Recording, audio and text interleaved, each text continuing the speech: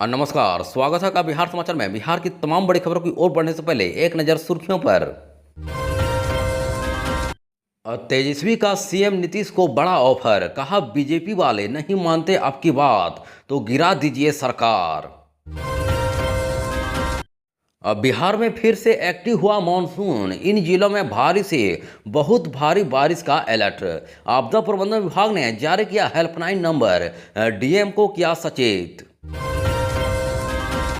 शराबबंदी वाले बिहार में 40 लाख की शराब जब्त, गिट्टी के नीचे छिपाकर लाई गई थी बड़ी खेप। 50% आरक्षण पर ही होगी बीपीएससी तीसरे चरण में बहाली। अब चले बढ़ते हैं बिहार की मुख्य खबरों की ओर विस्तार से।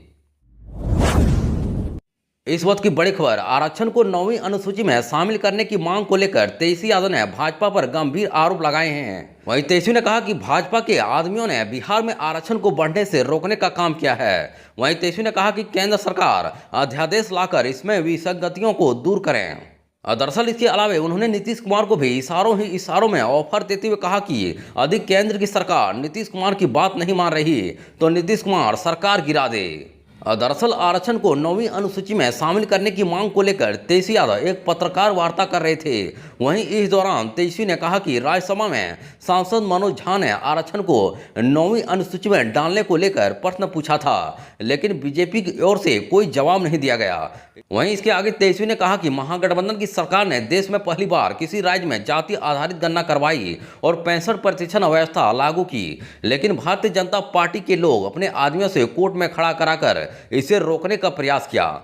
आगे उन्होंने कहा कि हम तो बिहार के सीएम नीतीश कुमार से सवाल करना चाहते हैं कि जाति गणना पूरे देश में होनी चाहिए, यही मुख्यमंत्री ने भी कहा था। उसके बाद हम उनसे यह पूछना चाहते हैं कि क्या सीएम पूरे देश में जाति गणना चाहते हैं या नहीं।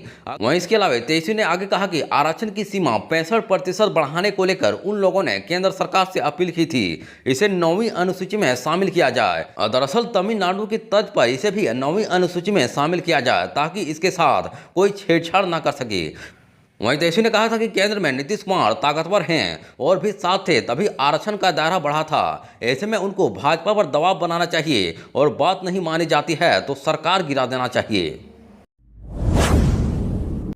इस वक्त की बड़ी खबर पटना से आ रही है, जहां बिहार से पिछले कुछ हफ्तों से रूठा मानसून एक बार फिर से एक्टिव हो गया है। वहीं राज्य के अधिकांश जिलों में अगले एक हफ्ता तक बारिश की संभावना है। दरअसल मौसम विभाग ने शनिवार के लिए 9 जिलों में बारिश का अलर्ट जारी किया है। इसके साथ ही राज्य आपदा प्रबंधन विभाग ने भी कई जिलों के लिए बाढ़ को लेकर अलर्ट जारी कर दिया है। वहीं राज्य में मानसून ने एक बार फिर से एक्टिव होने के बाद वातावरण में नमी बढ़ गई है। बारिश के दौरान राज्य के अलग अलग जिलों में वज्रपात की भी संभावना है। वहीं ऐसे में मौसम विभाग ने लोगों से बारिश के दौरान सतर्क रहने को कहा है। दरअसल राजधानी पटना समेत राज्य के कुछ जिलों में गुरुवार और शुक्रवार को हुई हल्की बारिश के बाद भीषण गर्मी से लोगों को राहत मिली है। वहीं शुक्रवार को मानसून पूरी तरह से सक्रिय हो गया है, जिसके बाद अगले एक सप्ताह तक अधिकांश जिलों में बारिश की संभावना है। इस वक्त की बड़ी खबर, बिहार में शराब भगवान की तरह हो गई है, जो दिखती तो कहीं नहीं पर उपलब्ध हर जगह है। वहीं शराबबंदी के बावजूद दूसरे राज्य से शराब की खेप लगातार बिहार पहुंच रही है। वहीं सरकार को बिहार की सीमा में प्रवेश कराने के लिए माफिया नए नए तरीके अपना रहे हैं। दरअसल ताजा मामला सुपौल से सामने आया है, जहां पुलिस ने ट्रक में गिट्टी के नीचे छिपाकर लाई गई 40 लाख की शराब को जब्त किया है।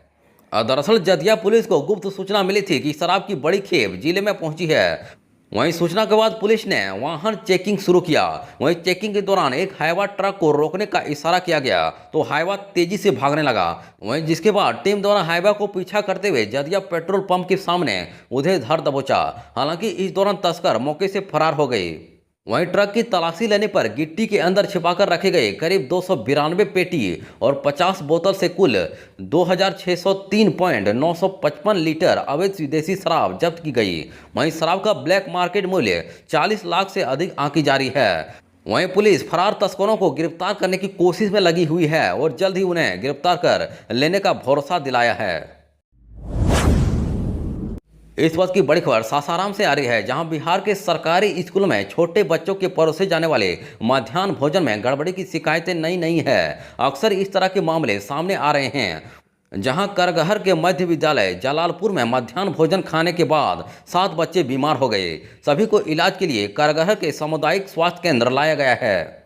वहीं बताया जा रहा है कि शुक्रवार को जब बच्चों को मध्याह्न भोजन परोसा जा रहा था, तब छोला की सब्जी में पोटली में बंधा कोई जहरीला पदार्थ पाया गया, जिससे तेज दुर्गंध भी आ रही थी। वहीं छोला खाने के बाद बच्चों की तबीयत बिगड़ने लगी। वहीं कई बच्चों में सिर दर्द एवं उल्टी की शिकायतें होने लगी। इसके बाद सभी को अस्पताल में भर्ती कराया गया। दरअसल घटना की जानकारी मिलने के बाद शिक्षा विभाग के मध्याह्न भोजन प्रभारी रविंद्र कुमार स्कूल पहुंचे और बीमार बच्चों का हालचाल जाना। उन्होंने बताया कि कुल 7 बच्चों की बीमार होने की सूचना है, जिसमें एक बच्चे को फूड पॉइजन हुई है और बाकी बच्चे में सिर दर्द एवं उल्टी की शिकायतें मिल रही है। फिलहाल सभी बच्चे खतरे से बाहर हैं। इस वक्त की बड़ी खबर पटना से आ रही है, जहां बिहार लोक सेवा आयोग की शिक्षक बहाली परीक्षा के फेज 3 को लेकर बड़ा अपडेट सामने आया है। वहीं राज्य के अंदर बिहार लोक सेवा आयोग की शिक्षक बहाली परीक्षा फेज 3 में आरक्षण का पुराना कोटा ही लागू होगा। दरअसल बिहार सरकार द्वारा आरक्षण का दायरा 50% से बढ़ाकर 65% किए जाने के फैसले पर सुप्रीम कोर्ट की रोक के बाद शिक्षा विभाग ने इस संबंध में सभी जिलों को निर्देश जारी किया है। दरअसल बिहार सरकार द्वारा आरक्षण का दायरा 50% से बढ़ाकर 65% किए जाने के फैसले पर सुप्रीम कोर्ट की रोक के बाद शिक्षा विभाग ने इस संबंध में सभी जिलों को निर्देश जारी किया है। दरअसल प्राथमिक शिक्षा निदेशक मिथिलेश मिश्रा ने सभी जिला शिक्षा पदाधिकारी को पत्र लिखकर 50% आरक्षण के अनुसार बीपीएससी शिक्षक बहाली फेज 3 में नियुक्ति करने के निर्देश दिए हैं। वहीं शिक्षा विभाग ने अपने पत्र में कहा कि बैकलॉग रिक्तियों की गणना करके 50% आरक्षण के साथ नए सिरे से रोस्टर तैयार किया जाए। इस संबंध में सभी डीओ को 1 सप्ताह के भीतर में रिपोर्ट देने के निर्देश दिए गए हैं। अब मालूम हो कि शिक्षक भर्ती परीक्षा के तीसरे चरण के लिए वर्ग 1 से 5 और वर्ग 6 से 8 की रिक्तियों का रोस्टर क्लियर करने की प्रक्रिया चल रही है। वहीं फेज 3 के लिए मार्च महीने में परीक्षा आयोजित की गई थी, हालांकि पेपर लीक होने के चलते उसे रद्द कर दिया गया था। वहीं इसके बाद जून महीने में फिर से इस परीक्षा का आयोजन हुआ। इसमें 87,774 पदों पर बहाली के लिए बड़ी संख्या में शिक्षक अभ्यर्थियों ने एग्जाम दिया। वहीं सोमवार को सुप्रीम कोर्ट ने बिहार सरकार द्वारा SC/ST पिछड़ा और अति पिछड़ा आरक्षण को 50% से बढ़ाकर 65% किए जाने के फैसले पर पटना हाईकोर्ट की रोक को बरकरार रखा था। अब इस मामले में सितंबर महीने में सुनवाई होनी है। तब तक राज्य में विभिन्न पदों पर बहाली पुराने कोटा फॉर्मूले से ही हो सकती है। नीट पेपर लीक मामला पटना हजारीबाग तक ही सीमित है। पेपर लीक, SC ने कहा सिस्टमैटिक फेलियर नहीं। इस वक्त की बड़ी खबर, नीट पेपर लीक मामले पर सुप्रीम कोर्ट ने फाइनल फैसला सुनाया है। वहीं कोर्ट ने कहा कि सभी पक्षों के दलीलों सुनने के बाद हम इस नतीजे पर पहुंचे हैं कि यह एक सिस्टमैटिक फेलियर नहीं है। पेपर लीक का असर हजारीबाग और पटना तक ही सीमित है। हमने ढांचागत खामियों की ओर ध्यान दिया। वहीं कोर्ट ने कहा कि एग्जाम देने वाले कैंडिडेट की पहचान सुनिश्चित करना, पेपर लीक को रोकने के लिए स्टोरेज के लिए SOP तैयार करना सरकार और NTA की जिम्मेदारी है। वहीं सुनवाई के दौरान कोर्ट ने NTA को परीक्षा कराने के तौर तरीके बदलने के लिए कहा है। वहीं प्रश्न पत्रों के संचालन आदि की जांच के लिए एक MOP बनाई जाए। पेपर लीक को ट्रांसफर कराने के लिए खुले ई-रिक्शा के बजाय रियल टाइम लॉक वाले बंद वाहनों का उपयोग किया जाना चाहिए। इसके अलावा प्राइवेसी लॉ को भी ध्यान में रखा जाए, ताकि अगर कोई गड़बड़ी हो तो उसे पकड़ा जा सके। वहीं इतना ही नहीं, इन्हें इलेक्ट्रॉनिक फिंगरप्रिंट की रिकॉर्डिंग, साइबर सुरक्षा की व्यवस्था रखे ताकि डेटा को सिक्योर किया जा सके। वहीं इसके अलावा शीर्ष अदालत ने कहा कि हमने अपने फैसले को NTA की सभी खामियों पर बात की।